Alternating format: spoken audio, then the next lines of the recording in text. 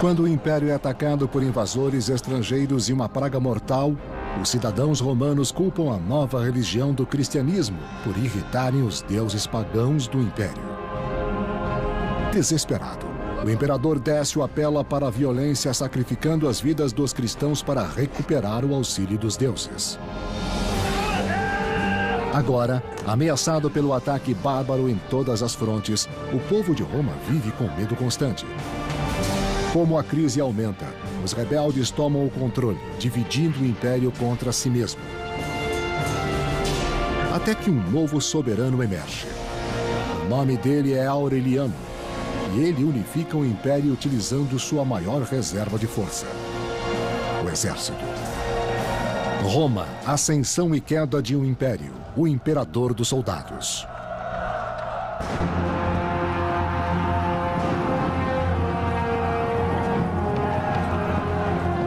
Por volta da metade do século III, o Império Romano é imenso e conta à distância, com legiões isoladas para proteger cada extensa província.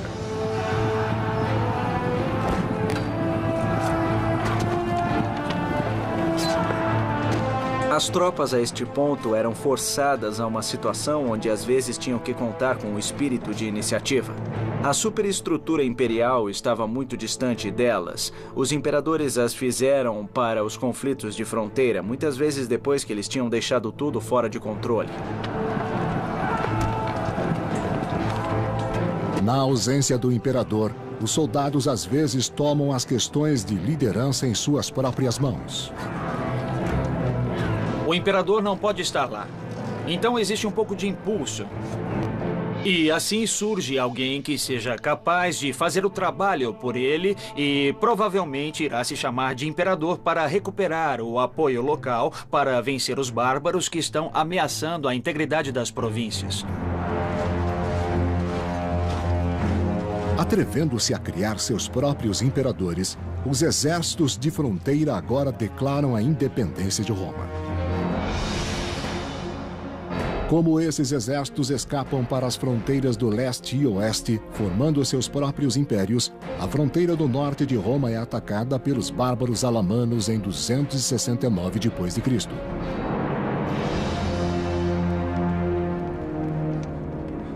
Em seu palácio em Roma, o verdadeiro imperador romano, Cláudio II, está perturbado pelo ataque bárbaro devastador em solo romano. As tropas inimigas vieram por aqui e nós estávamos acampados aqui deste outro lado. Os inimigos do outro lado dos Alpes fizeram mais do que invadir o Império Romano. Pela primeira vez num período de tempo extraordinário, eles na verdade cruzaram os Alpes, entrando na Itália. Cláudio busca o conselho de seu poderoso comandante de cavalaria Aureliano, um homem cuja disciplina militar é descrita pelo historiador do século II, Vopisco. Aureliano, em seus anos iniciais, tinha uma mente muito rápida e era famoso por sua força. Ele nunca deixou passar um dia sem praticar com a lança, o arco e a flecha e com outros armamentos. Acreditamos que se viermos por este outro lado aqui... As habilidades de Aureliano logo serão testadas, já que as notícias da fronteira não são as melhores. Refugiados desesperados do norte da Itália testemunham a devastação. Com esta invasão, o perigo de uma rebelião dentro do exército torna-se ainda maior. Tome todas as providências necessárias. Sim, senhor. Se um povo bárbaro ameaçava invadir, então o povo local poderia simplesmente proclamar imperador qualquer pessoa que fosse um comandante militar na região naquele momento. Visando evitar que a fronteira do norte fosse violada também, Cláudio deve agir rapidamente para deter as forças invasoras dos alamanos. Norte da Itália, 269 d.C. No acampamento dos alamanos, os bárbaros comemoram, deleitando-se com os ricos saques tirados facilmente de um império romano enfraquecido, incluindo as mulheres e crianças romanas que eles pretendiam usar como escravos.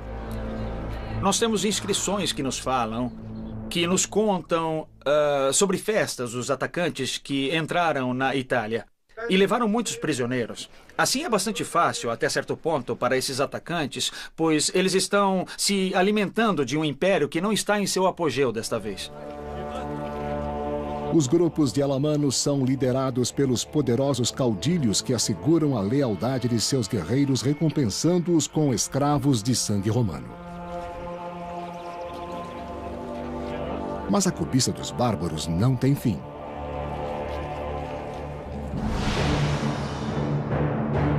O imperador Cláudio é forçado a marchar com seu exército de Roma, encontrando os guerreiros alamanos no lago de Garda, no norte da Itália. Cláudio e seus homens enfrentam um inimigo brutal. O historiador do século IV, Amiano Marcelino, escreveu: Adiantando-se com mais pressa do que cuidado, eles se jogavam sobre nossos esquadrões a cavalo com terrível ranger de dentes e mais fúria do que ao usual. E um tipo de loucura reluzia de seus olhos. O imperador Cláudio também está se excedendo seriamente, mas ele tem uma arma secreta ao seu lado: a poderosa cavalaria do comandante Aureliano. Ele era conhecido como Mano ad Farum, que quer dizer mão pronta para a espada. Pronta para entrar em ação quando a ação é necessária. Honrando seu nome, Aureliano ajuda Cláudio a retirar à força os alamanos, matando metade e levando o resto de volta aos Alpes. E em um esforço para segurar melhor a Itália de futuros ataques bárbaros, o imperador Cláudio e Aureliano viajam para os Balcãs para aumentar a sua presença militar por lá. Mas ainda em campanha, o imperador Cláudio contrai a praga. O reinado de Cláudio foi curto. Ele governou de 268 a 270. Ele teve um sucesso militar significativo no ano 269. Pesadamente aconselhado na época e falado sobre isso depois. Mas este sucesso, a derrota dos alamanos, não é suficiente para restaurar o império.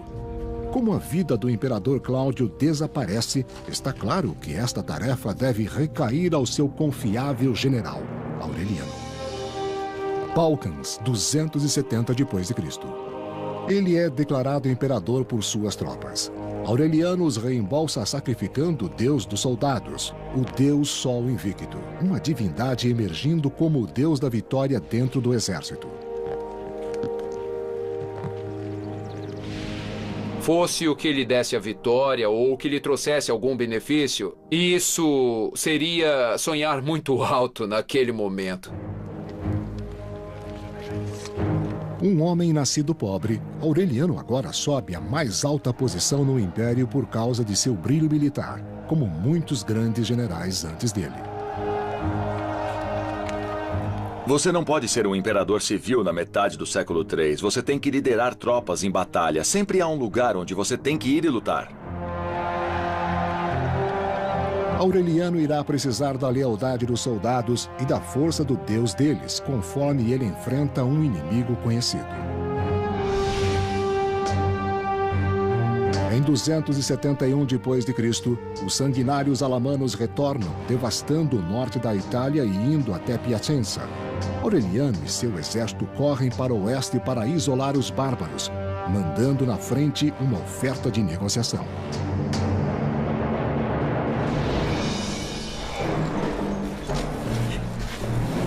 Mas os alamanos tinham outros planos. Ele convidou os bárbaros a se entregarem, mas aparentemente eles responderam que eram homens livres e queriam mostrar como os homens livres podiam lutar. Realmente, ao anoitecer, na região de Floresta, ao sul de Piacenza, eles emboscaram o exército romano, que acabou sofrendo grandes perdas. Na floresta, os soldados romanos não são páreo para os bárbaros. Por que uma emboscada foi um sucesso tático tão grande contra as tropas romanas e principalmente a resposta encontra-se na formação de organização do exército romano. Eles eram treinados, a disciplina consistia em treiná-los para, na verdade, lutar em fila, em formação. Evidentemente, você pode fazer isso apenas quando existem condições onde você pode desenvolver essa formação, que não é o caso na área de floresta. É desnecessário dizer que os bárbaros sabiam disso. Pegos em uma armadilha na floresta, o exército romano é lançado na confusão e é disperso. Para Aureliano, a derrota é devastadora. As tropas são, de alguma forma, muito leais aos seus próprios comandantes, mas elas também são muito volúveis, então se o imperador está vencendo, elas estão felizes em apoiá-lo. Uma vez que um imperador começa a perder, então, certamente ele está liquidado. Aureliano reuniu as tropas que sobreviveram, rezando para que elas permaneçam leais. Ele necessita delas agora mais do que nunca para evitar que os alamanos cheguem à cidade de Roma. Quando os exércitos da fronteira de Roma libertam-se do resto do império, as legiões do imperador Aureliano são deixadas indefesas contra os ferozes bárbaros alamanos, agora indo para o coração da Itália.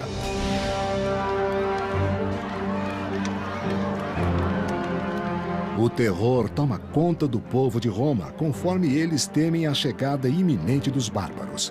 Desesperados, muitos fogem da cidade. A derrota do exército romano, do exército aureliano, criou pânico em Roma, porque não havia nenhuma força para ficar entre os bárbaros e a cidade. Aqueles incapazes de fugir amotinaram-se nas ruas, enfurecidos pelo fracasso de Aureliano em manter os bárbaros fora da Itália. A população de Roma não parecia ter entendido que, tornando-se uma vasta cidade no meio de um império, cujos exércitos concentrados na fronteira os abandonaram, ela era peculiarmente vulnerável se um exército, na verdade, entrasse na Itália. Mas antes que os guerreiros alamanos possam alcançar a capital, Aureliano é finalmente capaz de isolá-los em Fanum, a 290 quilômetros de Roma.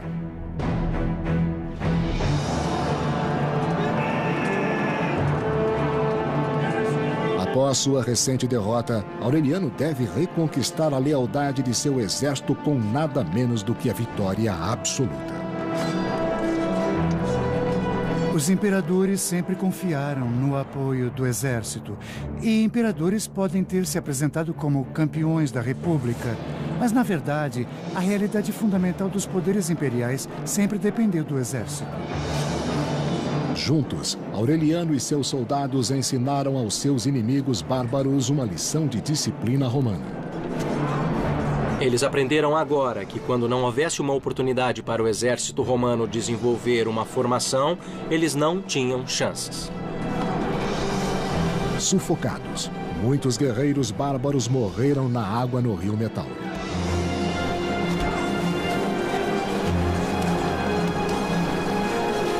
A vitória de Aureliano afasta finalmente os alamanos da Itália.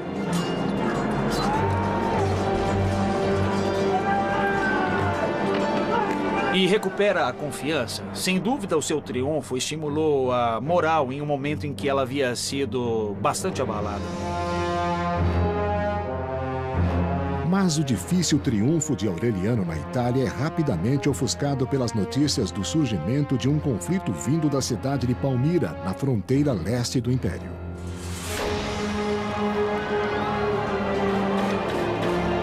Por mais de 10 anos, começando bem antes do reinado de Aureliano, invasores estrangeiros atacaram fortemente as províncias do leste de Roma, incluindo Palmira, ameaçando atravessar a fronteira enfraquecida.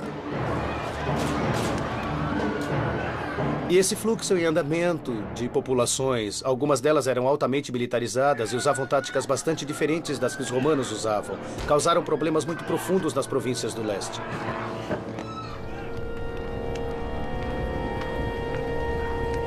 Próximo do deserto da Síria, longe da proteção de Roma, o povo de Palmira enfrentou a devastação de seu exército sozinho. Esses oponentes também estão tirando vantagem da ausência do imperador para assumir o controle, para reduzir as fronteiras, o que eles fazem com sucesso, e também para extorquir pagamentos dos romanos. Contando os corpos de seus mortos, os palmirianos finalmente se cansam de esperar por ajuda da distante Roma. Essas pessoas dessas diversas áreas que são ameaçadas pela invasão desejam ser mais bem protegidas. Assim, pedem ajuda aos defensores locais para desempenhar o papel que os imperadores pareciam incapazes, porque os imperadores não podiam estar em todos os lugares. Em um ato descarado de revolta, o exército palmiriano cuidou do assunto com suas próprias mãos.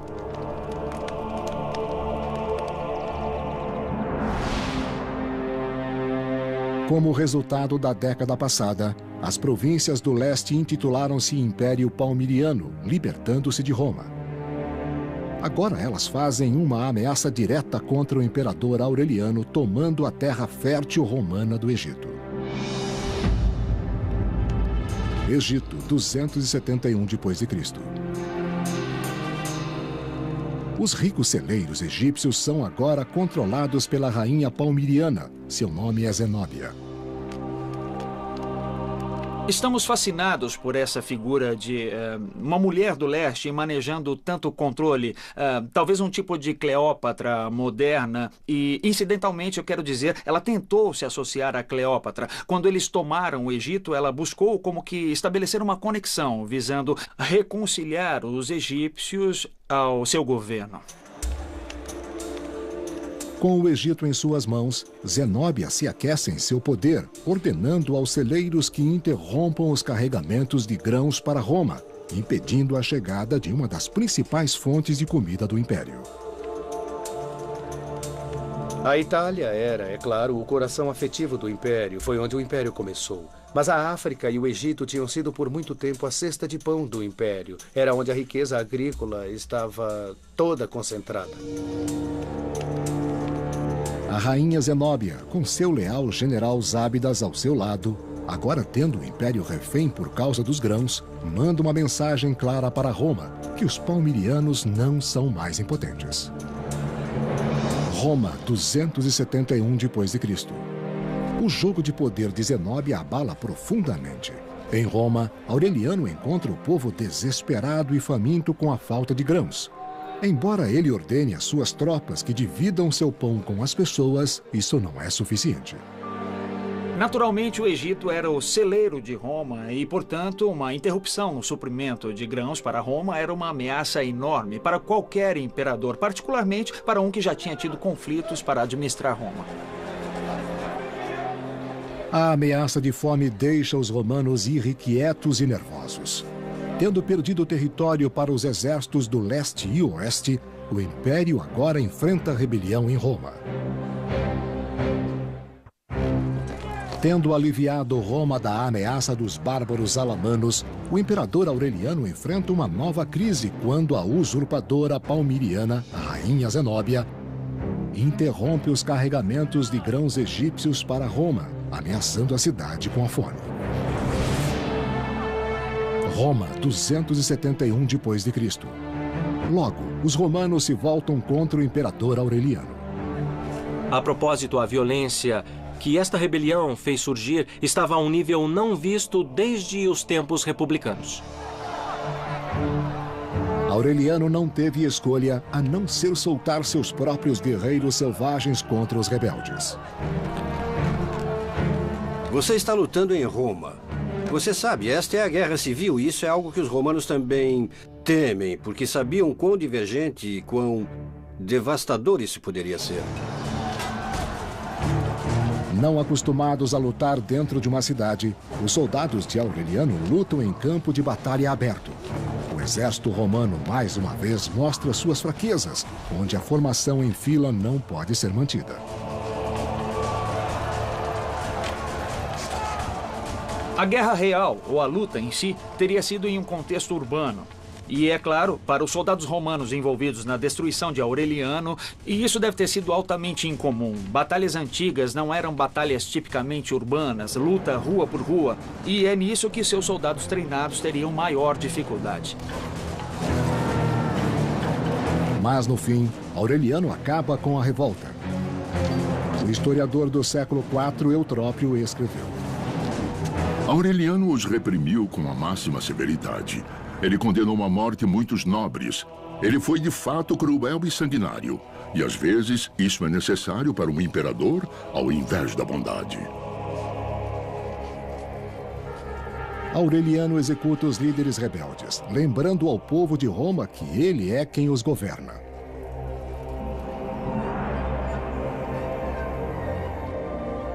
O imperador esmagou a resistência. Ele agora reconstrói os muros da cidade contra as forças externas. Roma será forte e segura em suas mãos. Tome todas as providências necessárias. Como resultado da crise militar no norte da Itália no início de seu reinado, o imperador Aureliano determina que a cidade de Roma deveria ser equipada com novos conjuntos de muros. Esse foi o primeiro realmente significante novo conjunto de muros construídos pela cidade de Roma desde quase 1000 anos antes. Aureliano agora se volta para a crise do Império da Palmira. Ele deve obter seu suprimento de grãos para evitar a fome em Roma. Suas rações de pão não irão durar para sempre. Bem, Aureliano estava determinado a reafirmar o controle sobre todas as áreas de seu império e assim ele vai para leste em 272 para recuperar o controle. Seu primeiro alvo é a antiga cidade romana de Antioquia, então parte da região maior chamada de Síria. Antioquia, 272 d.C. Antioquia é uma cidade movimentada, inestimável para Roma como um centro rico em comércio. Mas agora, sob o controle do Império Palmiriano, ela se torna um porto seguro para a fugitiva rainha Zenóbia. Zenóbia e seus generais sabiam com certeza que a Antioquia seria a primeira cidade, a primeira coisa que Aureliano teria conquistado ao entrar na Síria. Assim, ela se defendeu com uma barricada na cidade e Zábidas conduziu o exército para a planície de Orontos, a oeste do lago Antioquia. Zenóbia desfruta de seu prestígio, feliz por deixar seus generais prontos para a guerra, do lado de fora dos muros da cidade.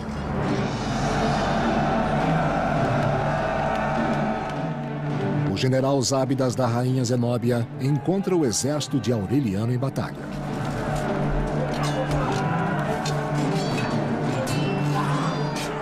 Você tem muros de romanos chegando em filas. Homem a homem, punho com punho, não pode matar ninguém até que olhe nos olhos. Você tem braços sendo cortados, mãos sendo cortadas, machucados no pescoço, no rosto.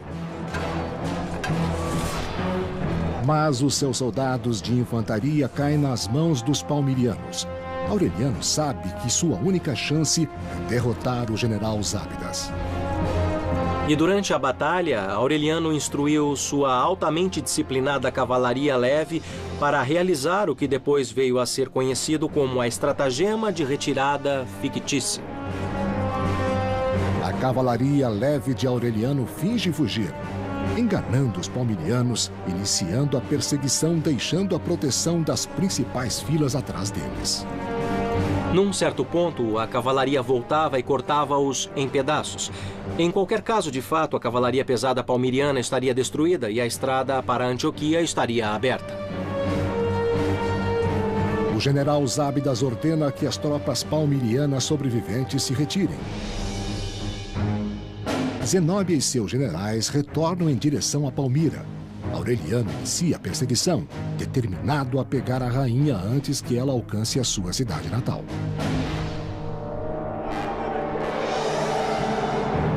Mas no deserto siriano, Aureliano enfrenta um obstáculo inesperado. Temos que lembrar que é verão, é quente no deserto. Então, importunados pelo verão quente e os nômades árabes que tinham permanecido leais a Zenóbia, Aureliano e seu exército foram perseguidos ou empurrados para Palmira. Mas um ferimento de flecha retarda a perseguição de Aureliano, dando a Zenóbia tempo de chegar em segurança a Palmira. Amaldiçoando seus atacantes nômades, Aureliano promete capturar a rainha deles. Em 272 d.C., o imperador Aureliano derrota o exército da rainha Zenóbia na Antioquia, mas em perseguição à rainha em fuga, Aureliano é emboscado, permitindo que ela chegue em segurança a Palmira.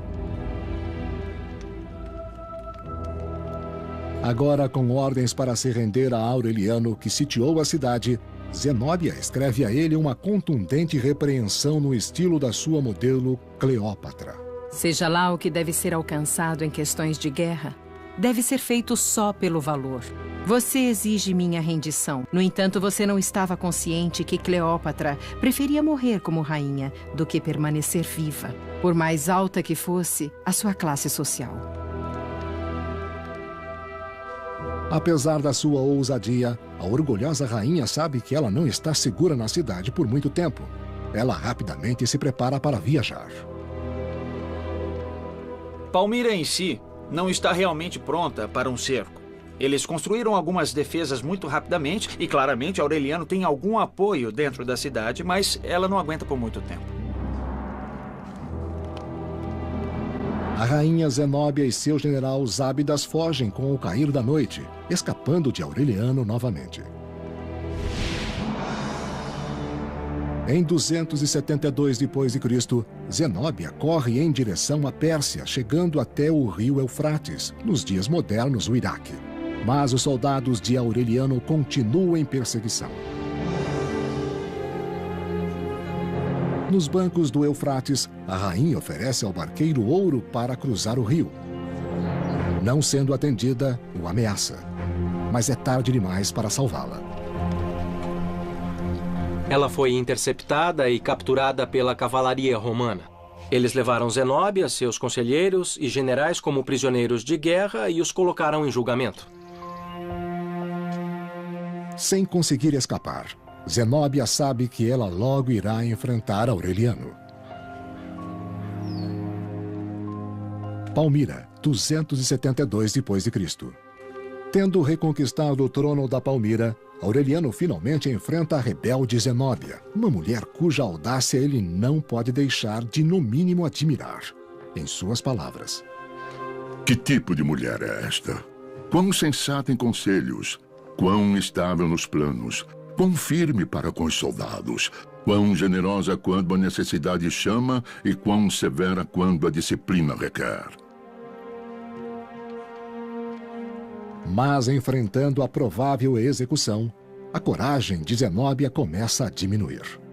Zenóbia alegou que ela tinha sido desencaminhada por maus conselhos, o que fez com que seu conselheiro fosse levado à morte, bem como seu general Zábidas.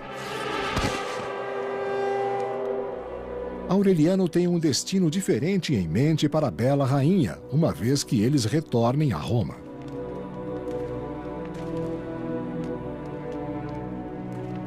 Mas antes de deixar Palmira, Aureliano visita um templo onde ele irá pagar tributo a apenas um deus. Deus dos soldados, o Sol Invicto, que assegurou sua vitória em solo estrangeiro. Ele claramente tinha em mente uma aliança entre ele e o deus Sol, que foi o responsável por seus êxitos na Palmira. Ele mesmo apresentou suas moedas como termos de uma associação do imperador com o deus Sol Invicto.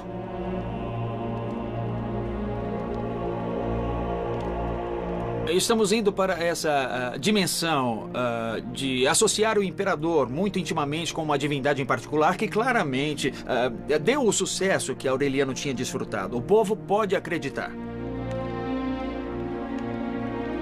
Na paz do Templo do Leste, ele vê que este é um deus para a unidade de Roma. Ele parece ter participado de uma crescente tendência em direção ao universalismo, tanto na religião como no controle político romano. Oferecendo seu próprio sangue em sacrifício, Aureliano promete ao seu Deus uma nação de adoradores. Roma, 273 d.C. Tendo recuperado o leste e a ração de pão de Roma, Aureliano é acolhido no seu retorno como um herói. Pode ter sido assinalado para os romanos um fim para o que tinha sido quase meio século de sequências de catástrofes militares, seguidas por recuperação, seguida por catástrofe, seguida por recuperação ilusória de novo. Aureliano tem um outro objetivo em Roma: Ele irá usar as riquezas tiradas do leste para afirmar o Deus do soldado, Sol Invicto, como a única divindade do Império.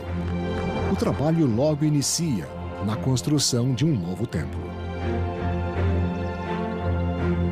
Ele, na verdade, estabelece um novo culto, o equivalente à religião oficial do Estado em Roma. Ele constrói um templo magnífico para Sol em Roma, que ele mobiliou com saques de Palmira. Mas a religião deve esperar por enquanto. Aureliano tem mais batalhas para lutar antes que o Império esteja completamente recuperado.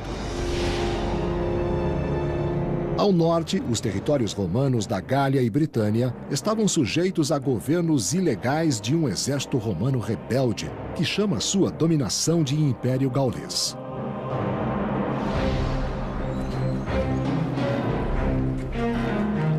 Parecendo a cada dia mais com seus inimigos bárbaros, os soldados gauleses desprezaram a honra romana, nomeando o arrogante general Tétrico, seu imperador. Você tem exércitos surgindo de todos os lugares proclamando seus generais imperadores e então eles têm de lutar e seja lá quem vença é aquele que termina sendo o imperador no final. A separação do Império Gaulês foi, é claro, assustadora para os romanos. Foi uma grande perda, foi humilhante ter uma porção tão significante de um tradicional Império Romano nas mãos de outro homem. O imperador Aureliano rapidamente move-se para recuperar as terras gaulesas e reestabelecer ao império sua glória anterior. Tudo o que está no seu caminho é o general Tétrico e o exército gaulês. Tendo derrotado a rainha Zenóbia e recuperado o leste, Aureliano agora promete recuperar o território perdido no oeste para o usurpador Tétrico e unir todos os romanos sob um deus, o deus guerreiro Sol Invicto, o deus dos soldados. Em 274 d.C., o Império Gaulês rebelde abrange a Gália e a Britânia.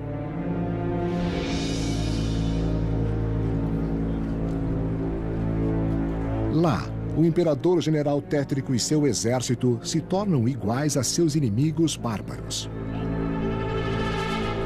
Indisciplinados, eles se alegram em atormentar seus prisioneiros. O trabalho do soldado imperador era tremendamente perigoso porque ele estava no poder só porque era proclamado por suas tropas.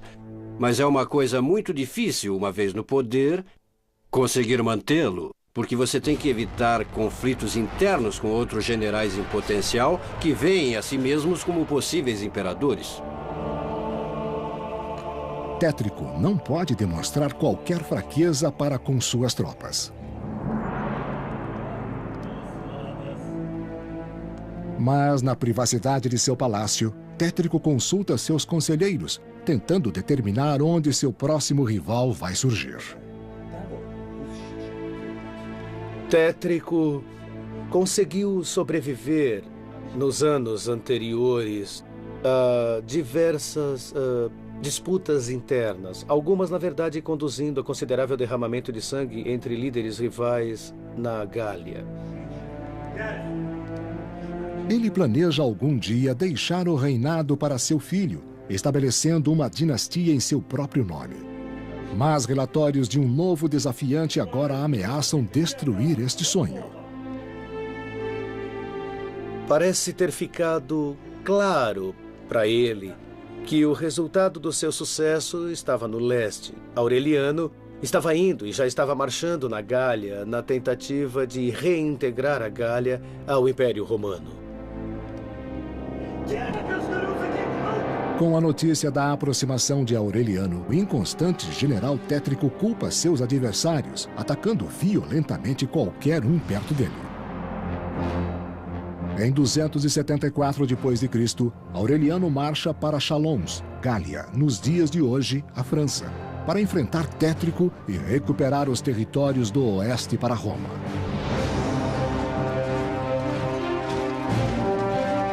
Aureliano e seus homens encontram o general Tétrico nas florestas de Chalons, onde a luta é agressiva.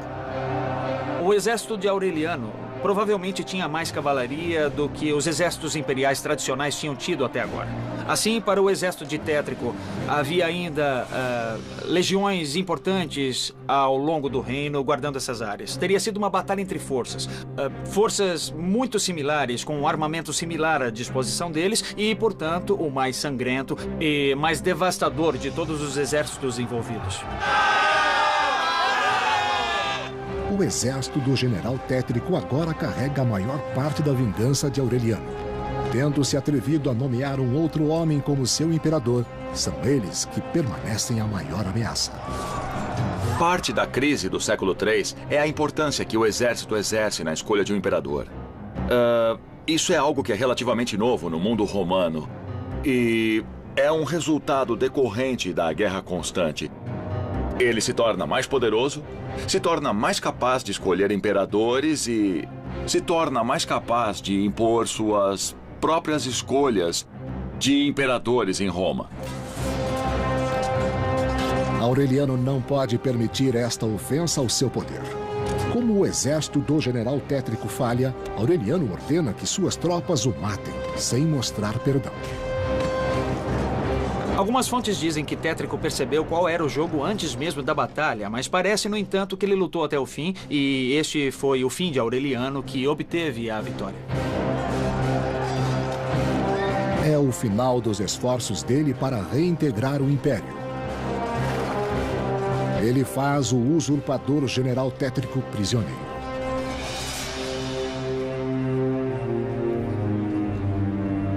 E como agiu com a rainha Zenóbia de Palmira, o imperador Aureliano também poupa a vida do general Tétrico. E para Tétrico também. Foi surpreendente que, particularmente um oponente em guerra civil, oponentes em guerras civis geralmente representam um grande perigo. Ele pode, depois de tudo, se voltar contra você. Mesmo assim, Aureliano demonstrou impressionante clemência em salvar as vidas desses dois oponentes.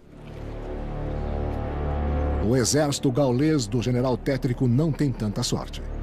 Eles recrutaram um imperador rival no oeste e agora irão pagar um preço alto por essa traição.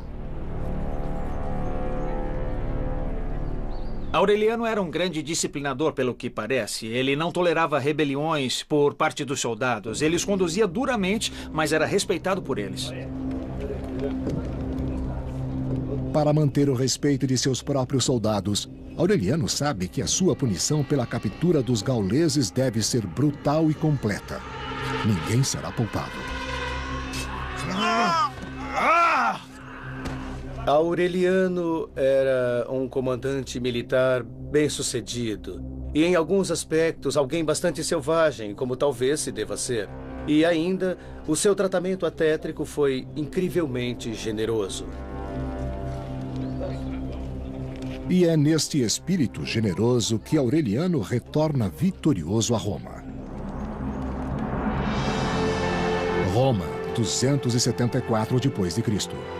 Depois de 4 anos de campanha incessante, Aureliano comemora a reunificação do Império com uma parada de triunfo espetacular, mostrando os capturados de mais alto nível de cada conquista. Há todo tipo de tradições que vai com essa cerimônia que marca como distinta e de alguma forma bárbara e impressionante. A presença do imperador Aureliano em Roma e a presença do imperador para comemorar uma verdadeira vitória militar era um evento de romances para toda uma geração. Os usurpadores derrotados, Zenóbia e Tétrico, estão na parada também. É a evidência dos êxitos de Aureliano do leste a oeste. Era um espetáculo humilhante estar na parada em Roma como um líder inimigo capturado. Isso implicava que esse líder ficara sem coragem para morrer em batalha. Embora eles possam estar humilhados, Zenóbia e Tétrico e os outros capturados têm a permissão de viver concedida pelo generoso imperador Aureliano. Ele também mostra sua bondade ao povo de Roma. O próprio Aureliano distribuiu fartamente pão, carne de porco, mas também nós sabemos que túnicas brancas de tecido egípcio e africano. Então era claramente uma demonstração muito generosa de força.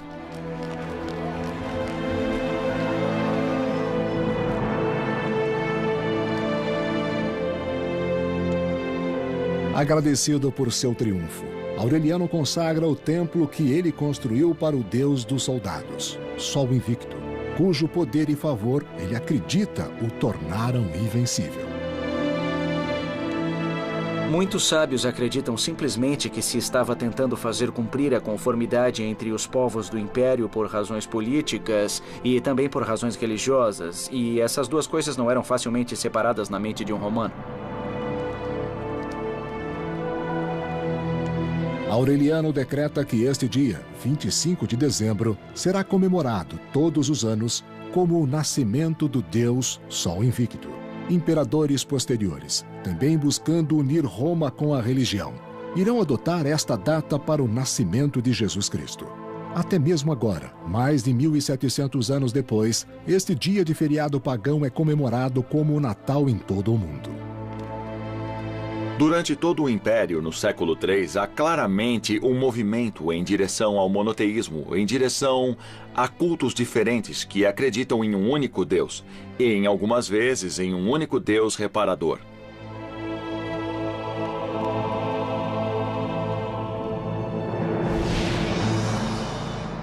O Império Romano Unido agora se estende da Palmira à Britânia. Mas em 275 d.C., os bárbaros novamente causam destruição no leste. Aureliano marcha com seu exército para a Trácia para se preparar para a batalha. Trácia, 275 d.C.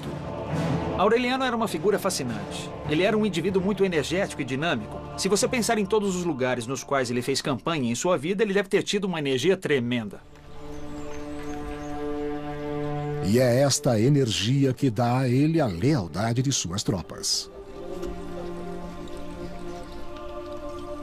Aureliano é muito bem sucedido como líder militar, ele conhece suas tropas, ele trabalha muito eficazmente com elas. Tenho certeza de que ele os recompensa regularmente. Ele pode, eu acho, contar com um significante apoio contínuo de seus soldados. Eles confiam nele. Você sabe que eles o veem como seu líder. Tendo trazido a esses soldados a glória e honra de uma vitória inimaginável, Aureliano nunca suspeitou da traição que se inflamava entre suas fileiras.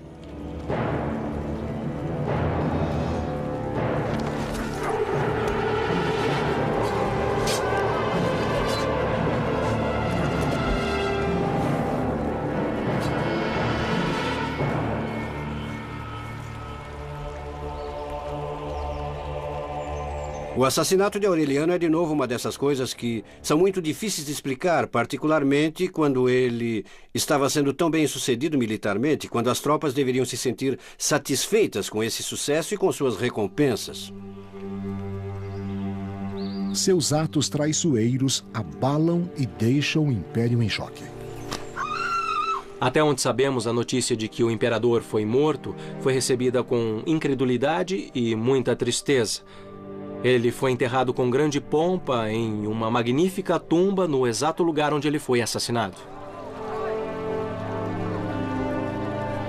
Roma chora a perda de um grande imperador, um que salvou o império do colapso certo. Eu acho que a importância de Aureliano está no fato de que é o início da recuperação romana, da máquina romana central voltando à vida. Ele a conduziu para a reunião do Império, para trazer tudo sob seu controle central. Mas no final, nem mesmo o Deus dos soldados pôde protegê-lo das espadas dos traidores e o império que ele havia trabalhado tão duro para unir se fragmenta novamente. Lada também, Cláudio deve agir rapidamente para deter as forças invasoras dos alamanos. Norte da Itália, 269 d.C. No acampamento dos alamanos, os bárbaros comemoram, deleitando-se com os ricos saques tirados facilmente de um império romano enfraquecido, incluindo as mulheres e crianças romanas que eles pretendiam usar como escravos. Nós temos inscrições que nos falam, que nos contam sobre festas dos atacantes que entraram na Itália e levaram muitos prisioneiros. Assim é bastante fácil, até certo ponto, para esses atacantes, pois eles estão se alimentando de um império que não está em seu apogeu desta vez. Os grupos de alamanos são liderados pelos poderosos caudilhos que asseguram a lealdade de seus guerreiros, recompensando-os com escravos de sangue romano. Mas a cobiça dos bárbaros não tem fim. Para recuperar o apoio local para vencer os bárbaros que estão ameaçando a integridade das províncias. Atrevendo-se a criar seus próprios imperadores, os exércitos de fronteira agora declaram a independência de Roma. Como esses exércitos escapam para as fronteiras do leste e oeste, formando seus próprios impérios, a fronteira do norte de Roma é atacada pelos bárbaros alamanos em 269 d.C.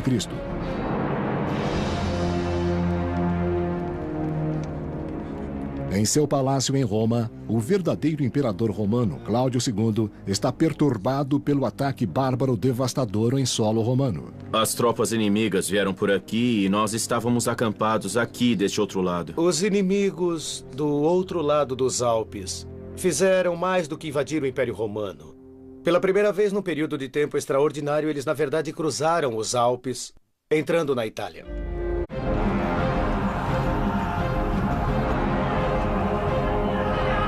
Quando o império é atacado por invasores estrangeiros e uma praga mortal, os cidadãos romanos culpam a nova religião do cristianismo por irritarem os deuses pagãos do império. Desesperado, o imperador Décio apela para a violência, sacrificando as vidas dos cristãos para recuperar o auxílio dos deuses. Agora, ameaçado pelo ataque bárbaro em todas as frontes, o povo de Roma vive com medo constante. Como a crise aumenta, os rebeldes tomam o controle, dividindo o império contra si mesmo. Até que um novo soberano emerge. O nome dele é Aureliano, e ele unifica o império utilizando sua maior reserva de força: o exército. Roma, ascensão e queda de um império, o imperador dos soldados.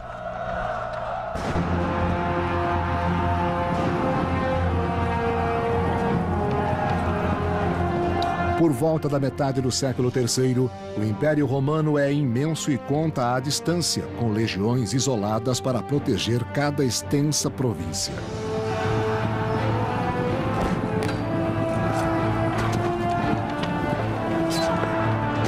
As tropas a este ponto eram forçadas a uma situação onde às vezes tinham que contar com o espírito de iniciativa.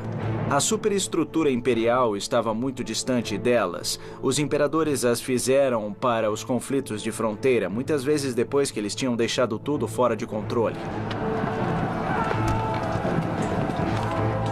Na ausência do imperador, os soldados às vezes tomam as questões de liderança em suas próprias mãos. O imperador não pode estar lá. Então existe um pouco de impulso. E assim surge alguém que seja capaz de fazer o trabalho por ele e provavelmente irá se chamar de imperador. Cláudio busca o conselho de seu poderoso comandante de cavalaria, Aureliano, um homem cuja disciplina militar é descrita pelo historiador do século II, Vopisco. Aureliano, em seus anos iniciais, tinha uma mente muito rápida e era famoso por sua força. Ele nunca deixou passar um dia sem praticar com a lança, o arco e a flecha e com outros armamentos. Acreditamos que se viermos por este outro lado aqui... As habilidades de Aureliano logo serão testadas, já que as notícias da fronteira não são as melhores. Refugiados desesperados do norte da Itália testemunham a devastação. Com esta invasão, o perigo de uma rebelião dentro do exército torna-se ainda maior. Tome todas as providências necessárias. Sim, senhor. Se um povo bárbaro ameaçava invadir Então, o povo local poderia simplesmente proclamar imperador qualquer pessoa que fosse um comandante militar na região naquele momento? Visando evitar que a fronteira do norte fosse violada,